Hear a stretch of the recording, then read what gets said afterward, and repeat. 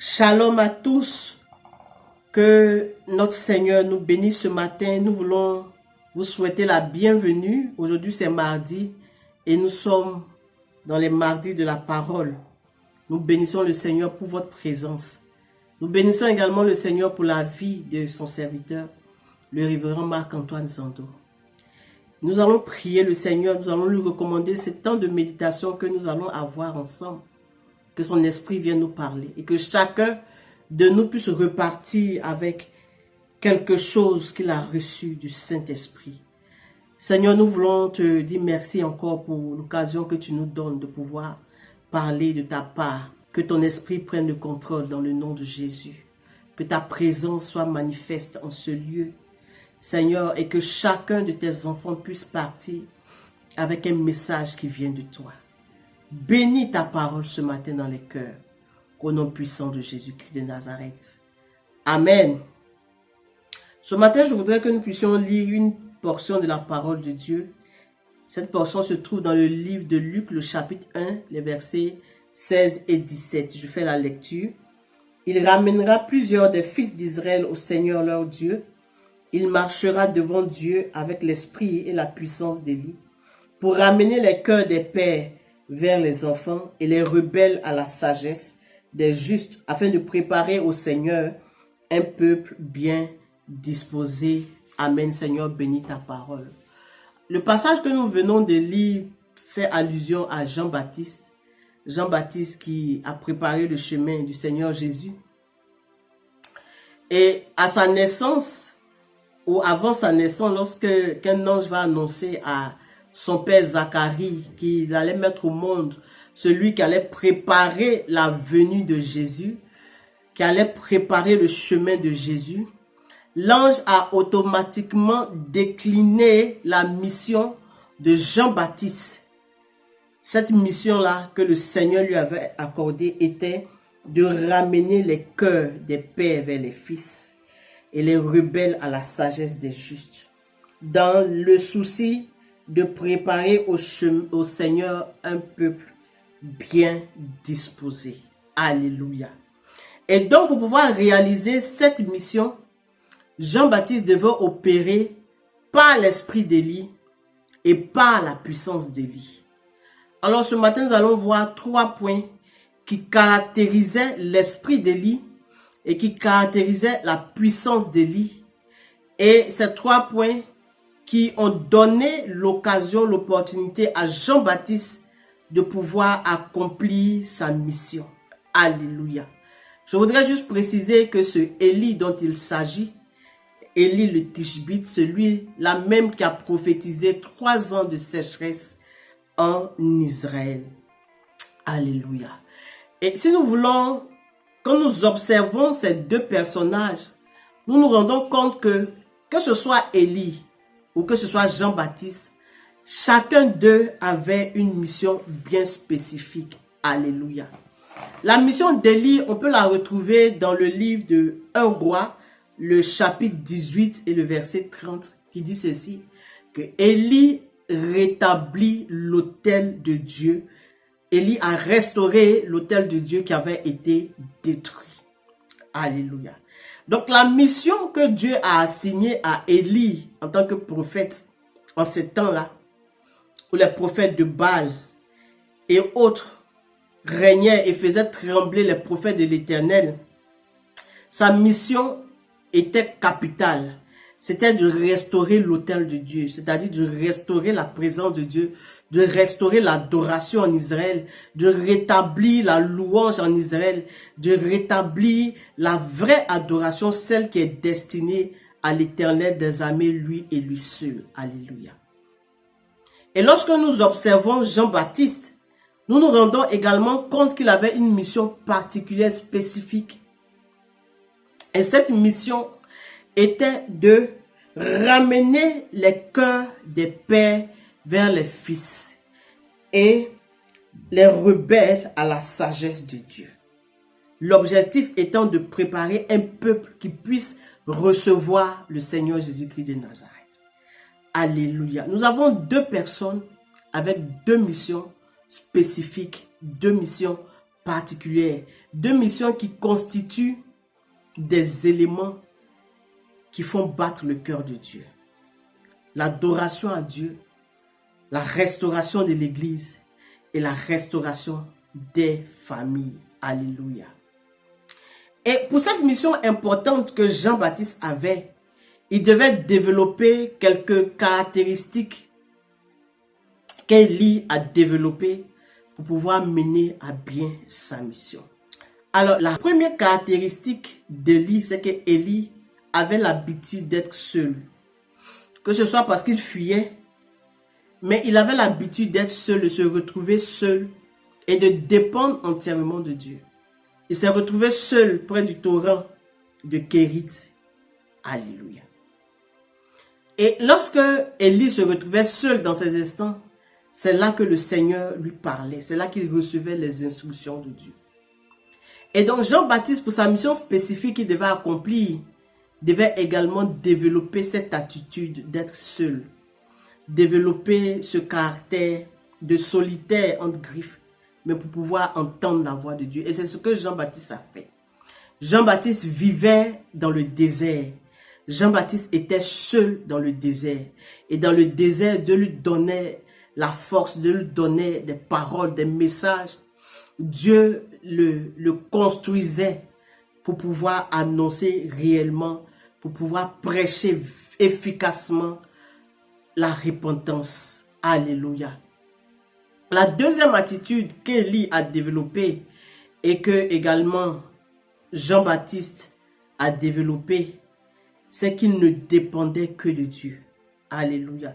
En 2 Rois 1 verset 8, il nous a dit que Élie était nourri par un corbeau qui lui donnait du pain et il buvait de l'eau.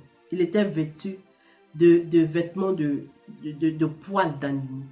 Il avait une entière dépendance, une entière humilité à Dieu.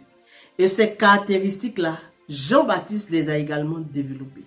La Bible dit que Jean-Baptiste ne mangeait que des sauterelles du miel sauvage. Et il était vêtu de peau d'animaux, de peau de chameau. Alléluia. Jean-Baptiste dans le désert n'avait aucune autre alternative que celle de dépendre de Dieu. Et la troisième attitude que ces deux personnes ont développée, c'est qu'ils condamnaient ouvertement la corruption. En 1 Roi, le chapitre 18 et le verset 21, vous pouvez lire cela concernant Élie. Et en Matthieu 3, le verset 8, vous pouvez lire cela concernant Jean-Baptiste, comment il s'adressait aux pharisiens et aux sadducéens, comment il prêchait la repentance, comment il dénonçait tout ce qui était faux, était péché. Alléluia. Bien-aimés, les missions que le Seigneur a accordées à Élie et à Jean-Baptiste restent d'actualité. Aujourd'hui, il t'appartient en tant qu'enfant de Dieu. Aujourd'hui, il t'appartient en tant que serviteur ou servant de Dieu de pouvoir premièrement rétablir l'autel de Dieu.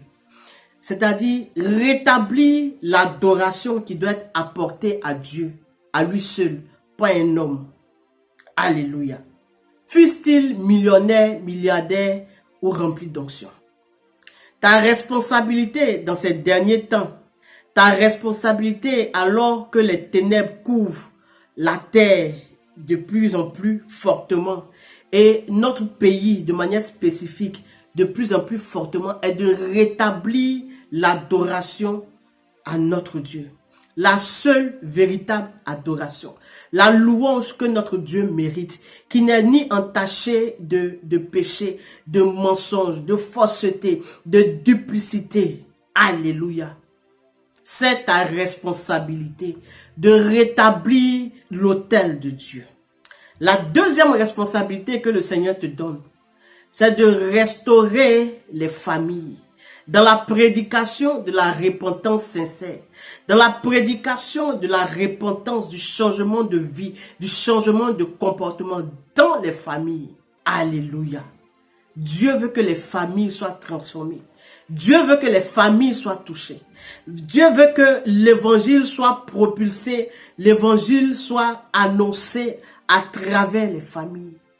Et tu as la responsabilité de prêcher la repentance des cœurs, de ramener le cœur des pères vers les fils, de ramener le cœur des rebelles vers les justes. Tu as la responsabilité en tant qu'enfant de Dieu, en tant que serviteur de Dieu, de faire cela. Ce matin, je veux t'interpeller parce que ces deux actions qu'Élie et Jean-Baptiste ont posées ont apporté le réveil en Israël. Nous prions et nous croyons que le Seigneur apportera le réveil dans notre nation, apportera le réveil dans nos familles, dans nos églises. Mais si nous sommes assis, ce réveil ne viendra pas. Pourquoi? Parce que les acteurs de ce réveil, les personnes que Dieu va utiliser pour le réveil que lui-même a décidé d'apporter, c'est toi et c'est moi. Et ce réveil-là va commencer par le rétablissement et la restauration de la véritable adoration, de l'autel de Dieu et de la restauration des familles. Alléluia. Ce matin, soyons comme Élie.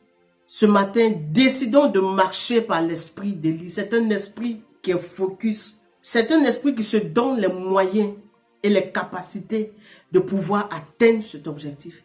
C'est un esprit qui décide volontairement de dépendre de Dieu, de vivre dans l'humilité, de vivre dans la dépendance et de ne pas cacher et de ne pas falsifier la parole de Dieu, de dénoncer ce que la Bible appelle péché, de dénoncer le mal, de dénoncer l'injustice, de dénoncer le péché.